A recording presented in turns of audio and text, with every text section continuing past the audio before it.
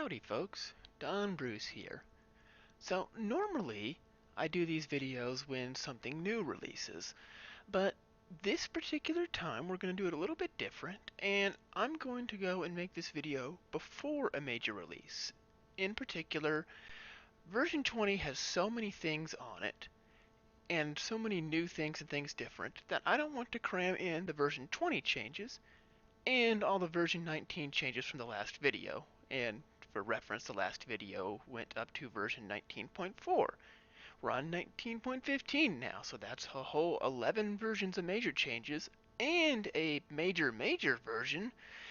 Yeah, no one wants to watch a 3-hour video unless you subscribe to Drakenfell.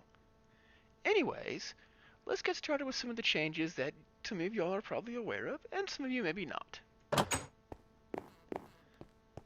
So, first off, I want to go over the new configs. So there's been a lot of confusion about some of the new configuration options, and I wanted to clear up how that works. So historically, when you got into a car, you would get into a car, open the panel, start the engine, shift it in gear, and then you'd go. That led to a lot of complaints and comments with the fact that oh, how do I drive this car? How do I start the car? How do I make the car go? And while it's easy enough to go and yell at someone saying, you didn't put wheels on the car won't go without wheels, it's harder to be critical when they don't know that you have to open a panel button to turn on the ignition. So, to mitigate this problem, we've made it so vehicles start automatically. You click the door handle to open the door, then you get in, voila, it starts up. You get out, it shuts off, and that little sound that you heard was a parking brake engaging. So, parking brake is on when you get in, and now parking brake is on when you get out. So that particular configuration, and note that we have split the config screens up into two, so you have config here for the configuration, rendering for rendering. That particular configuration is called auto start engines. So if true, and you get in a car, then it's going to automatically start the engine, and it's going to apply the parking brake. Now, granted, if you get in a car with no fuel, it won't start the engine. If you get in a car with no electric because you left the lights on, it won't start the engine. But if you get in a car with fuel and electric, it'll gladly start. Now, the other one here is simple throttle. And so what simple throttle is basically think of Grand Theft Auto throttle. So right now it's on. So if I get in this vehicle, all I'm going to do is press the W key. And notice how it automatically shifted into first gear. And also the brakes are being pressed. So when you get slow enough, the brakes come on and it stops. Now if you go faster, of course they won't come on. So you wait till you get slow enough. Or another option is to just go and hit the brake key like normal, and brakes come on. Now eventually, once you stop, you're going to go backwards, but again, that's how Grand Theft Auto throttles work, so there's that. So that's an option if you want a simpler throttle control scheme, and you can use it in addition to this half throttle, which basically says you'll only push the throttle half from now. So if I put half throttle on,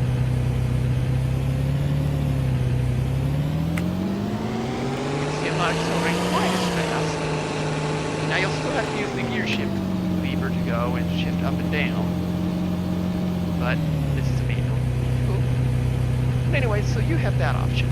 Now you can still turn off your engine here if you wanted, but that's neither here nor there. So that's what that config is. That's what that config is. Now there's also automatic turn signals, and this was a comment that some folks wanted these turn signals to be manual, some wanted them to be automatic, so you can configure it. So normally turn signals come on automatically. So actually let me turn this car on. So normally if you just turn right or left, your turn signal is going to come on. But some folks don't like that, so you can turn that off, and then you can use the, by default, the numpad 4 and 6 buttons to change it, or you can just do it automatically. It's up to you. also you can use the numpad 5 button to turn lights on and off. Now, you might have noticed this vehicle's making an awful lot of sounds and noise and stuff like that. And the reason for that is the animation systems have gotten significantly better in recent versions. So, let me show you what I mean. Get in the car. So, here, right here is the vehicle. It's what it is. Of course, there's brake, there's gas, there's steering wheel, and note how the turn signals actually come up and down. Pretty nice. You also have roll-down windows. Again, you can do the roll-down window over here. Hit that lever to open the door. Is the glove box open? No, of course it isn't. So yeah, you have all these nice little things here, and there's that. I'm going to turn interior windows off because I don't really like them. And what the heck, I'll leave them on. So there's that. So if I was to take this vehicle driving around in simple throttle mode, of course you'll notice that there is body roll on it. So again, it's probably more visible if I do this, but you can see as it turns around, there's body roll.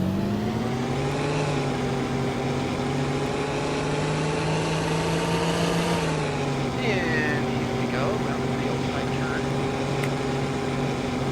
There's also particles for sliding around. So if you start skidding or sliding on the ground, then you'll start to spawn a few particles. And cool, so you have that. Now that other noise you heard was the lights, so you can have animation set up to make things happen with lights. And yeah, there's just a whole bunch of things you can do.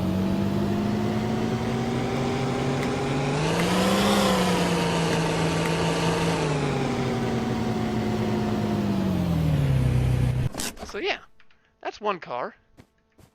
Now, there's also other mods that add cars like this, so I'm going to take this car that was in a car, because yes, that's how we roll. That was Varmint, I'll just say that. Whatever that thing is, Vask Shematzes from Blaze Wolf. This is easier to say for protection, is Potato Vehicle Industries. So, if you ever wanted a Dodge Charger,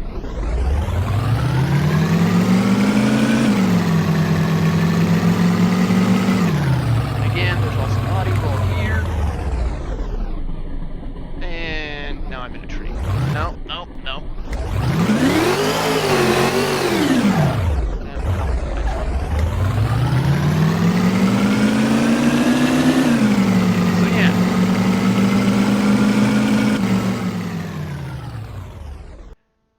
So there's that. Now, another thing that we had, and I'm going to show it here, is cameras. So note how there's a interior, normal exterior. Then you have this locked camera. And so what this is a custom camera designed by Blaze that basically tries to be better about following the vehicle. Now, of course, it's following behind the vehicle. Now, the vehicle is currently in the back of a wall. But if I turn, eventually, there we go. So this is sort of more of a racing camera. And yes, I know I'm driving around with my doors open. Yeah, I guess this vehicle is configured to use that.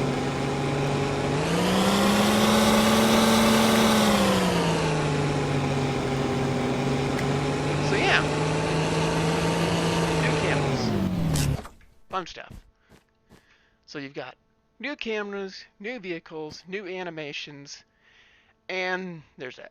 Now we also made a change to trailers. So previously trailers you could just hook them up on dollies. Well, now you can actually load vehicles up on them. So I'm going to take this vehicle here, and we'll back it up to this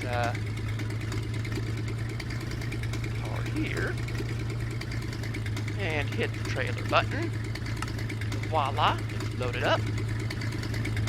Again, you got various animations here, various animations here. A underappreciated one is, let's say you have a key, and you have this truck. You close the door, and note there's that little door lock there. Voila! Little locks go down, little locks go up. It's the small things. And also, speaking of small things, speaking of interior lights, unless the lights are on. Well, I can click them all day long, but they don't seem to do anything, so maybe those don't work. Oh well. But anyways, so let's go with vehicles instead. So you have new trailers, and basically new ways of hauling things. So that was a very big change. Another big change was the ground physics. Vehicles are now far better about following the ground and not getting themselves all out of whack. And you know what, I should probably turn off that throttle. I'm going to need all the power I can get to tow a car around. So yeah, just tow a vehicle. Again, some vehicles now have lights for the interior for their headlights. Some don't. And you can just go flying up hills like so. Well, provided you're not like me, you run into a tree. So yeah, let's get a different vehicle, one that's not stuck in a tree. So that's pretty much ground following and other stuff like that. Give me a second to check my script. Ground following, yep, all that. Textures. Yes, we have to go over guns. We did not go over guns. So I'm going to go get a pack that some of y'all may recognize called Warfare 44. And we're going to go build ourselves a tank. So you'll need a Panzer IV chassis. And I'm going to place it down over here where I can easily get to it. Or, you know what? Yeah, let's go place it somewhere where we won't have to worry about getting things in the way. So I'll go place it over here on the beach. So you got a Panzer IV chassis. You'll also need a Panzer IV casement, if I remember right. Like casement, I don't know what the H short is, but there's that. There's, oh, hush, I don't want the chest. I want to put the turret on. And I believe that's all I need. I do know I need a gun. So, see, barrel diameter 75, case range is 2 to 2. So, I think I need a short shell for that one. No? There, AP tank shell standard 75 millimeter, I think is the one that takes. Yep, 75 millimeter standard. Okay. Let's put that in there. Yep, it took it. So you have that. One F5 gets you into normal one. Another F5 gets you here. Now with Warmonger's tanks, you can hit this button up button. What that'll do is that'll put you in this little first-person mode with a camera that moves with your gun. Pretty nifty. You can also hit F5 again, and it will give you a crazy zoomed-in one. So let's test this out, shall we? Let's go summon a villager right here. And fence him in. Because he will try and run away otherwise, because he knows what's about to happen to him. He's about to become target practice. Also, we have a villager copter, courtesy of Nax General, but we won't be firing on that right now. So yeah, so let's say you have a pesky spy on a boat that you want to get rid of. Now, you could try and aim in this mode, but that's awfully hard, so just zoom in. Boom! Headshot. Now, maybe that was overkill, but you're guaranteed to kill him if you throw a 75 millimeter tank round into his head. So, yeah. So you have that. You have the ability also to switch weapons, and there is an excellent helicopter mod that we're going to use to show that off.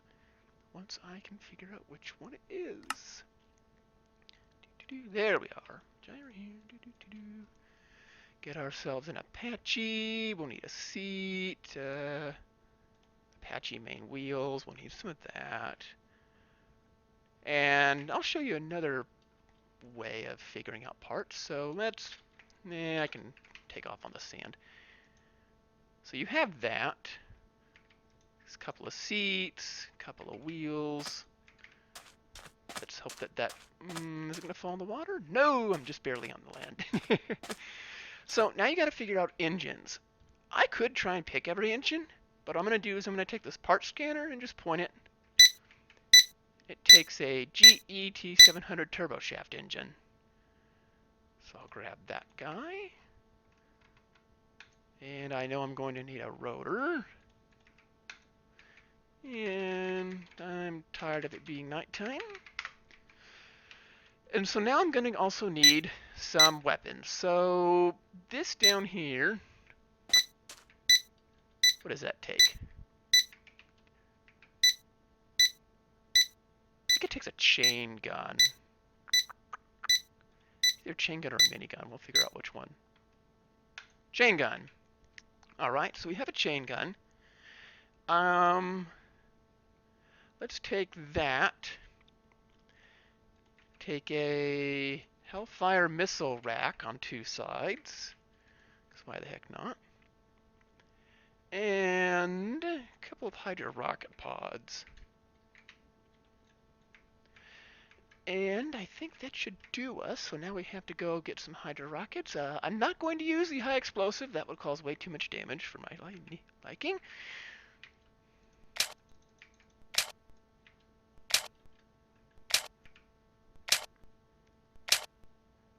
Oh, come on, load. So while I'm up here, I'm also going to go into my instrument panel. And I forget which one of these gyro has. Primary weapon, gun 4 and 5, heads-up display. No. There's incoming missiles, so that'll show you up missiles, but I'm by myself, so I can't very well do that. No, that's not weapon 1. Is it weapon 2 and 3? No. 3 and 4? No. 4 and 5? Ah, there we are. It's like I know there's one that tells you how much ammo you have on these dang things. So, put that there. Wait for these guys to load up. And so we got that. Hydro rockets, Hellfire missile. Again, we'll take some training ones. Of course, as these guys get loaded up, they actually show up, so you can see that they're in there. We'll also need some bullets. And that's a... Actually, what type of minigun is that? It takes a barrel diameter 30, so it's a 30 mil bullets I need.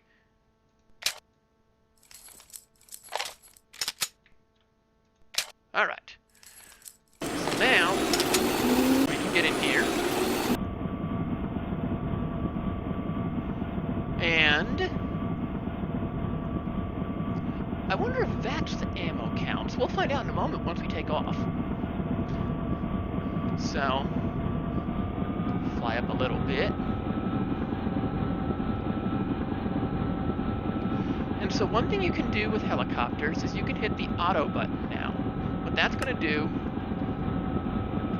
is that's going to put you in an auto hover mode where you won't gain or lose altitude, and it will also make sure you stay nice and straight. So when I hit F5, now instead of I have this little camera on the front of the nose of the helicopter, and now I have the camera for the chain gun. So, well, I can tell I'm hitting things because that's like that. And so, if I could go back to F5, so right now my active gun is a chain gun. Ah, see right there, that little one on that indicator. I don't know if y'all can see it over on that left side of the screen. That right there is your weapon indicator. So you can hit that. Then V cycles through different weapons. That's a new thing. So you don't fire them all at once. So the first V is going to be your Hellfire missile rack, number 1. The second is Hellfire missile rack, number 2. Then your Hydra rocket pod, and then your chain gun. So if you do your Hydra rocket pods, which are, I guess it's going to be this 4 and 5, we shall see what it does to the hill.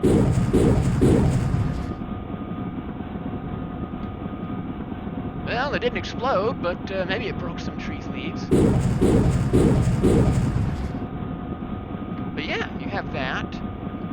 And then you also have, again, Hellfire missiles. Oh, and look over, see in the dash, it actually cycles between, which is selected. That 2 there, that 1 there. See, again, that's how you know it's quality. So, I don't know where that Hellfire missile went, but somewhere. So, yeah. Now, you can also target vehicles with these weapons. And I can't remember if it's a Hellfire or not, but we shall find out. Ooh. Also, notice how I have night vision? That's part of being in this particular helicopter. So if I set the time to night, and then I can go into my little night vision scope here, and even though it's nighttime, I can still see as clear as day. And so, let's see, chain gun, good. So in theory, boom! That's what happens when you hit a tank full of shells. So, yeah, that's another thing. If you hit vehicles that have ammo in them, the ammo goes kaboom. So, you don't normally get to hit a tank with ammo much on the top, or armor much on the top, because normally you don't have helicopters flying above World War II era tanks trying to shoot them with miniguns.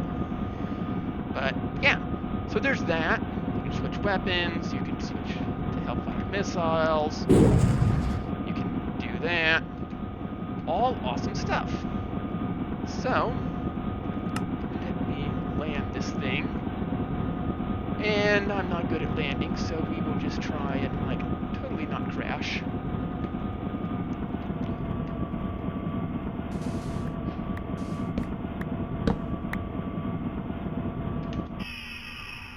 Of course, now that I'm out of the helicopter, I don't have night vision, but yeah, that's not a bad landing. I only broke some sand. So yeah, you have all those awesome things for guns, and that. So, what else did we have? What else did we have? We went over that, we went over that, we went over that. We went over that, we went over that. Oh, we did not go over that, no. So, now that actually that we have a helicopter out, it would be we'll go get a plane instead. Because I admittedly can't fly helicopters very well. So where the heck is the runway around this? We'll just go and use this rooftop here. So, folks have been asking how to make beacons and how to make beacons work, and so I kind of want to go over that just to show y'all how. Actually, maybe that dock over there would be... Yeah, that'd be a better runway. I mean, we might clip a lamppost, but I think the plane can be okay with that. So let's say you have a beacon. You have a beacon, lovely. How do you use it? So what you do is you give it a name, of course. We're going to call this dock. And what you do is you have a glide slope and a bearing. Glide slope basically will tell you how fast you want to land on this thing. So actually, if I'm going to be landing on it, I should probably put it over here at the end of the dock where the landing strip will be. Go away, anchor for no boat. So I'm just going to call this, again, dock. Glide slope is 10 degrees. Now, bearing is the orientation you want to actually land in. So right now, that's 0 degrees. I don't want to land going 0 degrees because that's going to be backwards. I want to land going 180 degrees. So I'll put a bearing of 180 degrees. What that'll do is any vehicle, plane mainly, that is going on that heading will basically land that way. So let's go get ourselves a plane, and we may not. Actually, I took away the wayward craft stuff, but I think I've already showed the wayward craft stuff off. So I guess we will take a. We could take a U&U navigator. Maybe. Will this fit? Yeah, that could fit. That could fit. Does it have a... Good, it does have a beacon. And does it have room for instruments? We're going to wing it here, folks. Lovely, look at all those instruments we have. So let's go get ourselves a altimeter just in case. A tacom, we don't really need a tachometer. You will need an ADF indicator. And then an ILS indicator. And airspeed is always good to have. And then one of those. Good enough. So there's that. Now we will need some engines. I'm pretty sure that's in the regular parts pack. At least it came with the wheels. We'll need that. Doesn't say what type of propeller this takes, so we use a scanner. A 2D54 or a D53.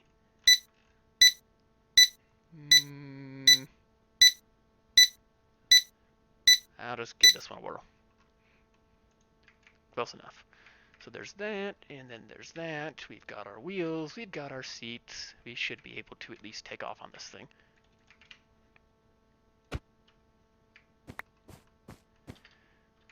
At first, we will have to make some landing room.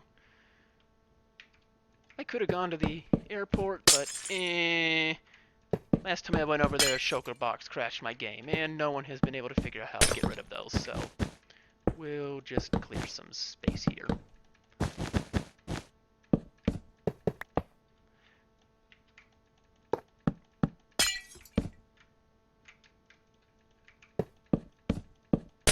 Alright, good enough. Yeah, I shouldn't clip anything. Well, maybe I'll clip... I won't clip the radio tower, provided I take off in time. We shall see what happens. So... Come on, let me in the dang plane.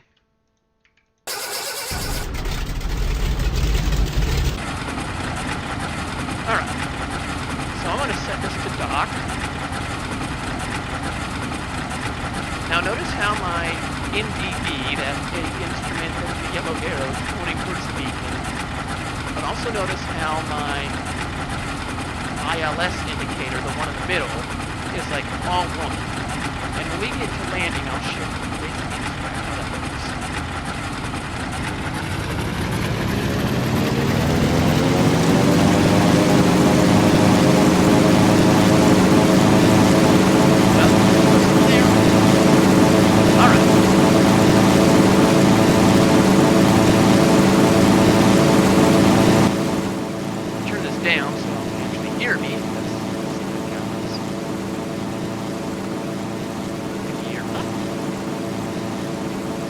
So what you can use is you can use that NDB, that yellow one, to basically point you towards your beacon. And that's pretty simple. You just fly around, go to where it points, and you're good. Now, the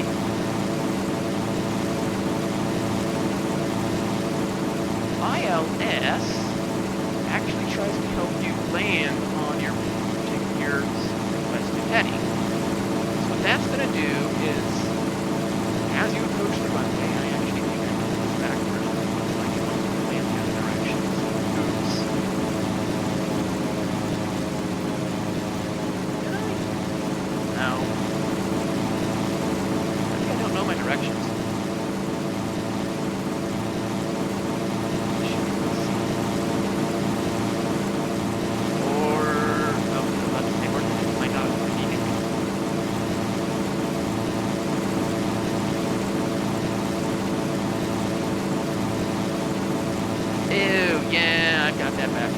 Dang it. Well, it's a good thing I wrenched the plane, so plane, you can go away. I'll go fix my beacon, and we shall go try this again. So I was wrong. It actually has to not be the direction you want to land in, but the direction you want to land from. So, oops. So that should not be 180. That should actually be 0. So instead of being 0, the direction you want to... Yeah, so instead of being the direction you want to land in, which I would land at 180 degrees coming this way, basically it says I want to land with my beam pointing this way. So basically imagine it points an invisible beam out this way at 10 degrees up, and it says, hey, follow this beam, and you'll eventually land on the runway. So, now that I actually know how to do ILS, and put the right numbers in there, let's get this plane and try this again.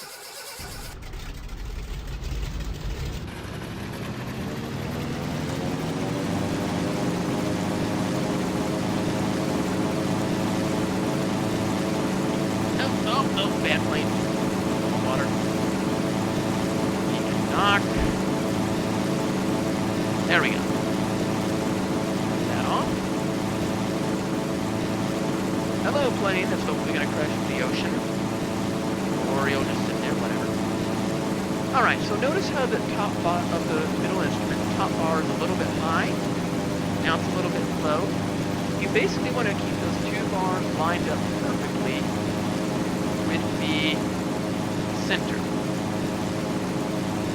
Of course, I am horribly off center of my runway.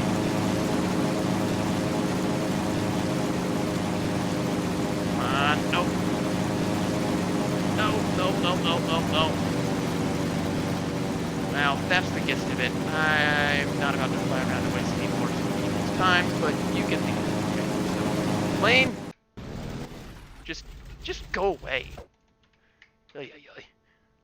That's how it works, is you line up the two little bars, and then you land just fine. So that's how the ILS and NDAB works.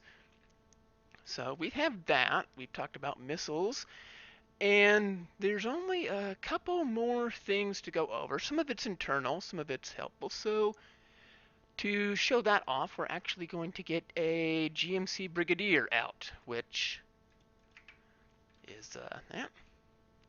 So Brigadier, I'm going to just put a wheel on it. I'm not going to drive it anywhere, but I am going to at least put it up high. So you have that, you have a stake bed, and we can go put a barrel on it. So a lot of folks have asked about the liquid loader and the unloader. So the way this works is kind of complicated, and part of it's just because it's changed so much. But the fluid loader normally loads unless you go and you apply redstone to it, in which case it unloads. And so I think I have immersive engineering. Do I? Do I not? If I don't, then oh well. Well, basically you have to apply redstone to it and it'll load and unload, so I can actually show you that. I will just put a... Oh, where the heck? No, it's not barrel, it's lava. I need a lava bucket.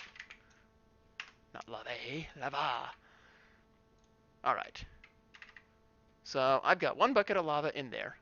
Now because the loader is in load mode, it's gonna try and load and not unload the bucket. So if I go get a redstone oh no, it's not redstone, it's lever. There we are. And I just go stick it here. The loader is basically draining the fluid from the bucket, and it's going to hold it inside of it until something pulls it outside. Now, keep in mind that if something has to pull the fluid out of the loader, it will not automatically put fluid into pipes for you, because the loader doesn't know how other systems' pipes work. So if you're using immersive engineering, you need to go attach a pump to the back of the loader to pump out of the loader and into an immersive engineering pipe, because only immersive engineering things know how to pump into immersive engineering pipes. IV things don't. Similarly, the pipes can actually pump into normal blocks, but not out of. So you can put the pipe on the bottom to feed the loader in load mode, and immersive engineering will gladly pump into generic things because that's how it works. But so put it in that tank. Okay. So you can put the pipe in the bottom of the loader for loading, or the back. But if you're taking stuff out, you have to put a pump on the back and pull the fluid out. Keep that in mind. So that's loader and unloader. Now, take those guys off and get a box rear end. Where's my Brigadier box rear end? Yeah, it's in here somewhere. So you have that. You have that. Now you can also have packs add skins. So this one is from Immersive Vehicles Vanity, which has been removed from the curse site, but there's still downloads around in the Discord if folks want it. It's a complicated mess that I'd rather not go into. But there's also this one here, which is a bug. But you can have packs can add their own skins to vehicles and other packs. Gap does that for some of their vehicles for you and you. Anyway, so you have the Brigadier, and you can get a box rear end. And now, normally this is kind of plain. Oh, and you can have a lot more items in a chest now, so awesome. So look at all this stuff you can store in here. You can store a car inside your car in there, second car in there. Congratulations, you now have a car carrier. The other thing is you can now use online textures. So if you sneak use the wrench on something, of course, that's a license plate for the GMC, which is down there. But you can also have the side texture URL, and that's for the box. So let's go and grab ourselves a nice texture. Let's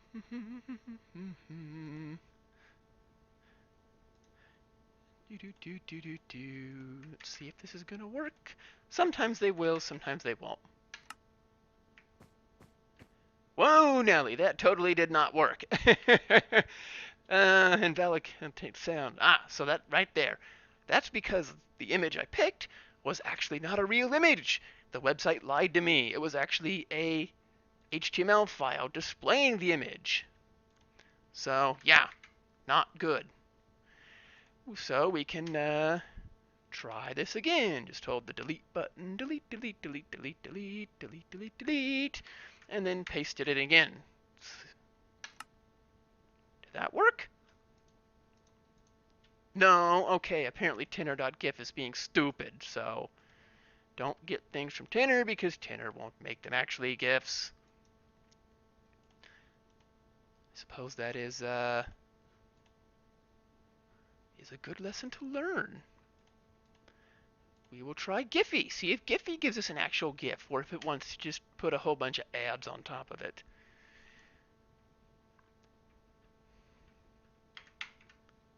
Is that a GIF? No. Okay, so apparently Giphy doesn't give you actual GIFs. So again, we are all learning things here because all the GIF sites are liars.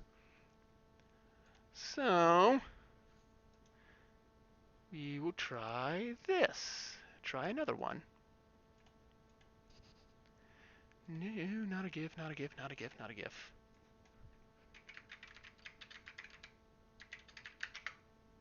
I'm just trying to show an animated GIF, folks. It doesn't have to be that complex, but oh well.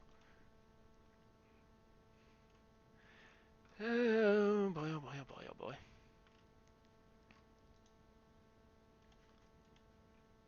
No, that one's on Giphy too. Well, you'll just have to trust me on the fact that GIFs can be put in there. Unless some other site has it. I know you could put PNG images. Sites love that. So I'll show you that for a fact.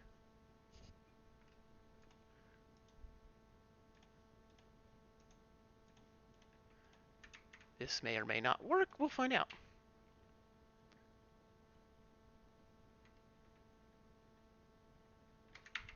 Oh my.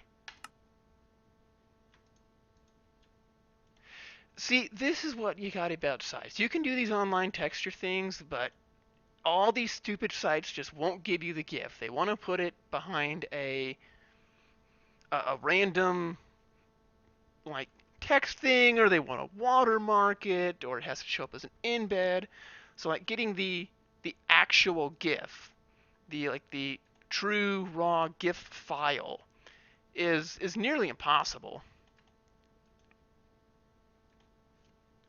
So that we may not end up being able to.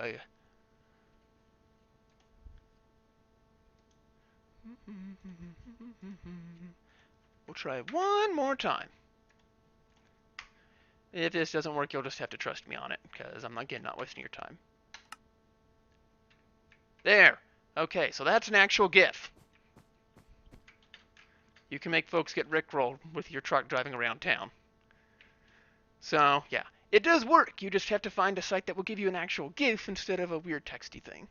It's like trying to find the original source for an image that doesn't have an iFunny watermark on it. But that's pretty much all we have. There's little things here and there, but it's mainly for pack-based stuff. And there's a couple of things for guns that's internal, like you can have ammo racks on stuff, and you can have spare tires, but really y'all will find that out as you go and place down vehicles with them, and that's kind of how it works. But yeah, that's it for the moment for version 19, and I'll see you again when we release version 20.